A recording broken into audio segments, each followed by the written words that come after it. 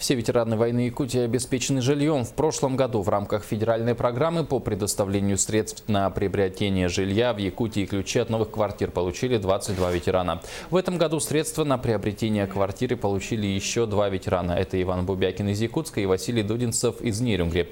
По информации Министерства труда, Дудинцев уже въехал в свою новую квартиру, а дом Бубякина сегодня строится. Ветеран должен получить ключи от него до конца года. Напомним, что федеральная программа предоставляет ветеранам стоимость 45 квадратных метров жилой площади. Правительство республики выделило социальную выплату в рамках реализации программы обеспечения жильем участников Великой Отечественной войны. И с помощью этой социальной выплаты Иван Иванович вступил в долевое строительство.